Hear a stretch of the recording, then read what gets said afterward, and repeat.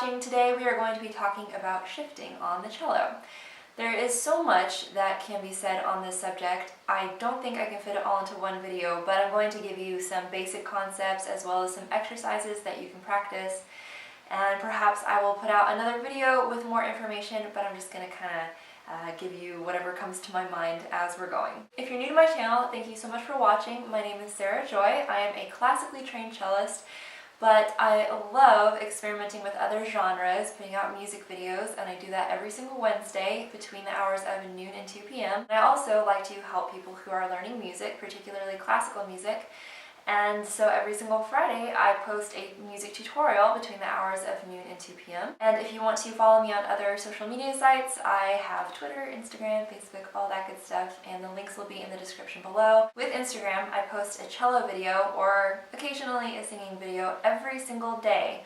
So you should definitely go follow me on Instagram. I'm very consistent with it and it's really fun, so you should go check it out. So what I'm going to talk about first for today, it is called the shifting finger. And basically, this is if you have to go from, for example, finger 1, and you have to shift all the way up here, but you're playing a finger 3. If you pick up your hand from 1, 3, it's harder to get in tune and it sounds jumpy, it's not connected. And so the way that we get around this problem is that we use finger 1 as our shifting finger. And so basically we play finger 1 on B and then we don't take our hand out of the string. So we leave our finger in the string as it's shifting up. Don't push too hard. It's kind of like skating on top of it, I like to call it. And so 1 goes to its position in relation to finger 3. It's kind of hard to explain. Basically, if third finger is going up there, if we were to think in terms of keeping our position, so here's first position, here's another position up here, if we're going to think in terms of position, then finger 1 has to be in its appropriate place. So if here's 3, that is a position. And so we go from here, shift 1, to the position that we want to be in, and then we put down 3. So in slow motion, it's like this. In fast motion, it's like this.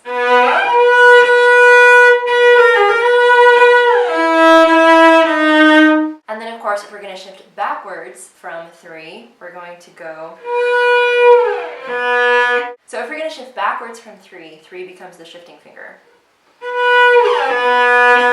So in slow motion,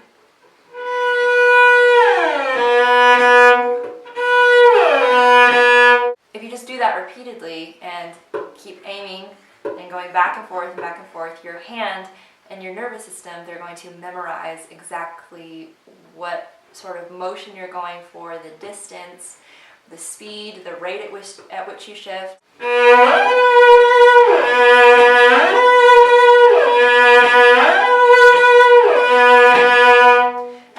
If you practice this and add vibrato onto it, that's also going to help you in the long run, because of course you want to vibrato every single note unless it's Baroque music, but I don't think you'd be doing that many octave shifts in Baroque music to begin with.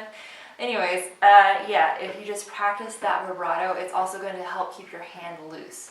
So vibrato the first note, shift, vibrato that note. As soon as you get there, you don't want to stop the vibrato in between those two. And also, whenever you're talking about shifting, the different aspects of shifting change according to what style of music you're playing, which genre. Is it Baroque music? Is it classical music? Is it romantic music? There are so many different genres and so many different contexts in which you have shifting that it's really important to pay attention to what the other people are doing. If you're an orchestra, what is your section doing? What is the overall sound that they're going for? What is the conductor telling you? If you're in a quartet, what are the other ensemble members doing? You just need to use your ear and be sensitive when it comes to that. So some different things that affect the quality of your shift. First of all, vibrato speed. You can have a very narrow vibrato, you can have a very wide vibrato, and that is kind of getting into a different area of vibrato, but it does apply to shifting. And then another aspect would be, well, how fast do you shift? Do you just jump up there? Or do we want to do it gradually?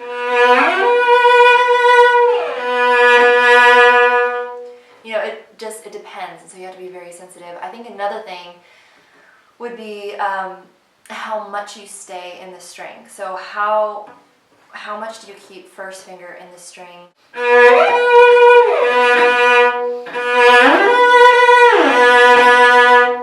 They go for different effects. So I think, you know, staying in the string might lend more of a, I guess, romantic feel, like rubato, very schmaltzy, something like that. But then a faster vibrato would just, you know, you don't take time on it, you just do it, get it done, get it over with, move on to the next passage. And then another thing to talk about with shifting is something that I am not decided on yet. I've heard several different things about this topic, and this is whether you should shift before or after the bow change. I've heard one thing from one teacher, another thing from another teacher. Personally, and I could be wrong, this is a huge disclaimer because I am still undecided. So personally, I think that it just depends on the style and the genre. Again, what is the overall group going for? If you're doing a solo piece, what is that solo piece calling for? If you're playing pop music, I mean, gracious, what's that like my grandmother? Those shifts are completely different. If you're playing pop music, that's completely different. So I'm not going to give you a firm answer of shift after or before the bow change. Listen to what other people do. Ask some other cello players. I will be doing the same thing because I still am getting a well-rounded picture of the whole of that whole subject. So if I find out something new, I will let you know, but for now, not sure. So let me show you some good exercises that you can do to clean up your shifting. Do them every other day maybe. I don't think I do them every day. I probably should. But the first one goes like this. You start on finger 1, you shift up an octave. So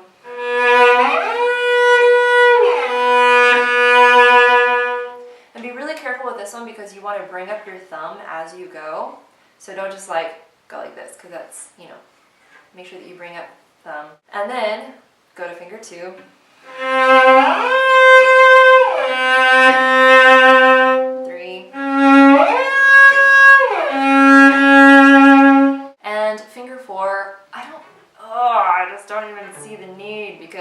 By that time you're up in thumb position and you don't play 4th finger in thumb position, so don't worry about finger 4. There are so many different combinations that you can do with this. Basically any finger can be your shifting note and then you can always go to another finger. So basically just play around with it, have fun. You don't always have to practice going up an octave. Those are just those specific exercises.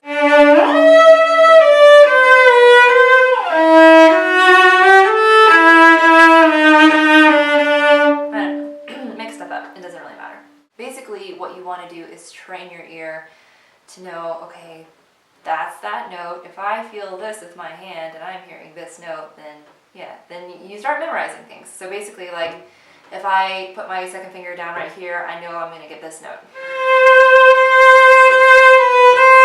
So basically, if I wanted to shift from C up an octave to that note, then my muscles have already memorized that.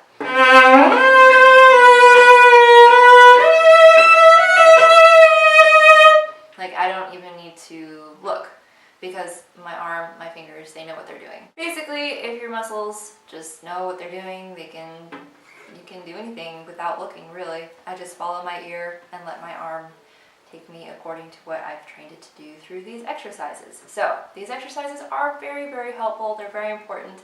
I would recommend doing them every single day, and I think you'll really see a big improvement. Okay, that is all that I have to say about shifting right now. If I learn more and think of other things that I need to tell you, then I will be sure to make another video, part 2, shifting. I post lots of different stuff about lots of different things, and I have all of those in a playlist on my channel.